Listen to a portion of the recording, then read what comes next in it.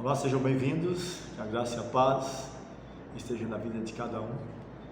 Estamos gratos pela participação, pelas visualizações, as curtidas, os compartilhamentos. E hoje queremos, ainda na sequência de nossa série de reflexões, falar sobre ainda o livro de Jó. Falamos na última reflexão sobre havia um homem e hoje enfrentando o caos. Como pode uma pessoa como Jó, onde a Bíblia apresenta um homem justo, íntegro, reto, temente a Deus, que se desvia do mal e de um dia para o outro todas as coisas mudar? Percebemos aqui que há uma situação desconhecida até para Jó, para as pessoas da época, e que eles passam a compreender um pouco mais como lidar com essa situação. Nosso objetivo com essa reflexão de hoje é levar-nos a entender de que acima de todas essas dificuldades, os problemas, o Senhor quer nos fazer vencedores. Enfrentando o caos mostra tudo aquilo de mais ruim que o inimigo de nossas almas, Satanás, ele pode trazer a mim e a você. E pouco nós sabemos do quanto devemos a Deus e ao ministério dos seus anjos, nossa vida, nossa saúde, nossa proteção. Você vai perceber que quase que simultaneamente a vida de Jó dá uma mudança de 180 graus, uma vida perfeita, os filhos os mais belos, um homem rico, próspero, e tantas adversidades vêm sobre ele.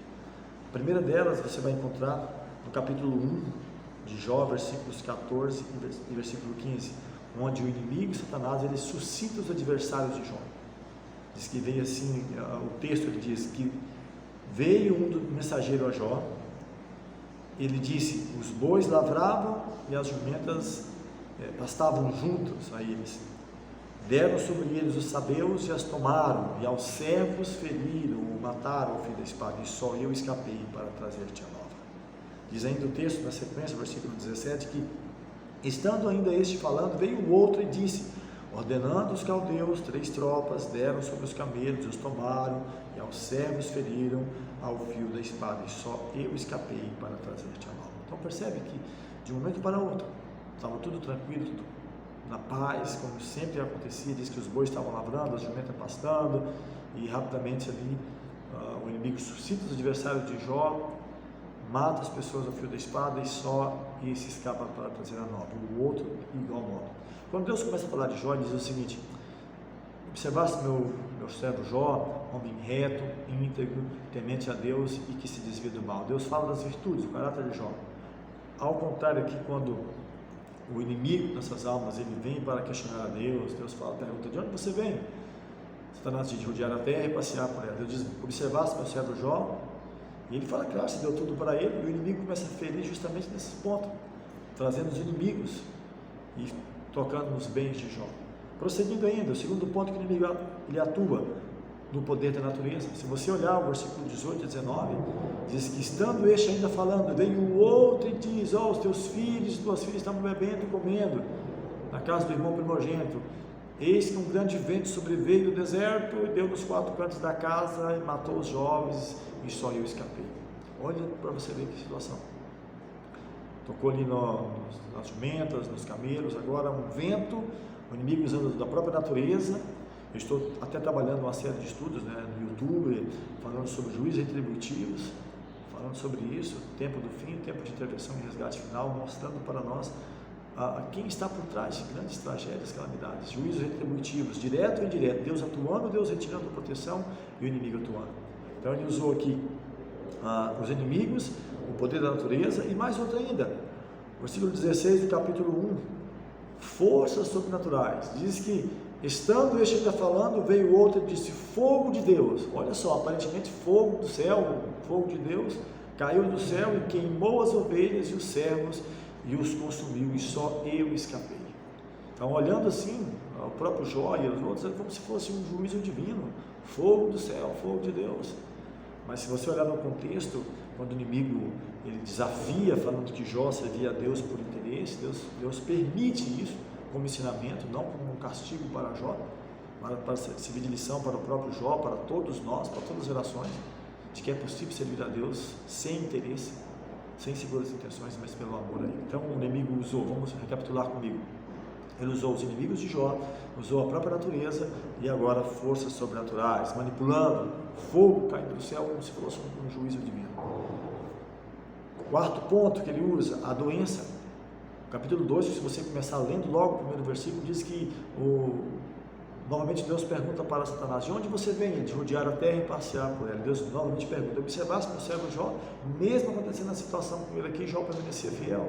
E ele diz agora, o que está escrito no versículo 4 em diante: então Satanás respondeu ao Senhor e disse: pele por pele, e tudo quanto o homem tem dará pela sua vida. Tudo que ele tem, ele vai dar para salvar a sua vida. Porém, estende a tua mão e toca-lhe nos ossos, na carne, e verás se não blasfema contra ti na tua face. O inimigo desafiando a Deus. E disse o Senhor, olha só, se você ficar só no versículo 4 e 5, como se Deus tivesse tocado em Jó. Mas o versículo 6 esclarece: e disse o Senhor a Satanás: eis que ele está na tua mão, não somente os seus bens, seus filhos, mas ele está em tua mão, porém guarda a sua vida. Então o versículo 7 diz que Satanás sai da presença do Senhor e feriu a Jó de úlceras malignas, desde a planta do pé até o alto da cabeça. Então o inimigo usou os inimigos de Jó. Ele utiliza agora a natureza, poder sobrenatural que faz descer fogo do céu, e um quarto elemento, ele usa a doença. Ele fere Jó de doença da planta do pé até a cabeça. Imagine você, o quanto nós devemos a Deus pela nossa saúde, nossa proteção e nossa vida. Avançando ainda, mais 2 pontos eu quero destacar aqui. O capítulo 2, versículo 9, diz que Jó já havia perdido os filhos, os seus bens, a sua saúde, e agora a sua mulher, olha a família, né? Um ponto forte, a família que é nosso sustentáculo, nossa base. A sua mulher, a mulher disse para Jó: ainda retens a tua sinceridade, amaldiçoa o teu Deus e morre. Então ele usa os inimigos, não vai estranhar tanto, né? Mas suscita os inimigos. Ele usa a natureza, poder sobrenatural, a doença. Ele usou também aqui a família. E aqui estamos indo para os 2 últimos pontos a referir. Capítulo 2, versículo 11 a 12, diz que ouvindo os 3 amigos de Jó, os amigos, os teus amigos, quem sabe os meus amigos, usando os amigos de Jó, vieram inicialmente com boa intenção, vamos dizer assim, né, entre aspas aqui.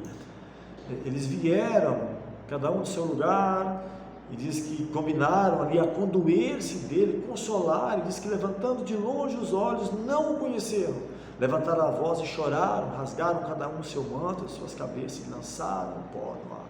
Então os amigos vieram, quem sabe intencionalmente para consolar e tudo mais, mas não entendendo a dinâmica da qual estava envolvida, eles começam a trazer mais problemas do que solução para a vida de Jó. E avançando para o último ponto, dor e sofrimento. Capítulo 2, versículo 13, diz que eles assentaram-se com ele na terra, com Jó em terra, 7 dias, 7 noites, e nenhum lhe dizia palavra alguma, porque viam que a dor era muito grande. Então, vamos agradecer a Deus pelo cuidado, pela vida, pela proteção, pela saúde. Talvez não tenhamos aí tanta saúde ou tantos bens financeiros, né?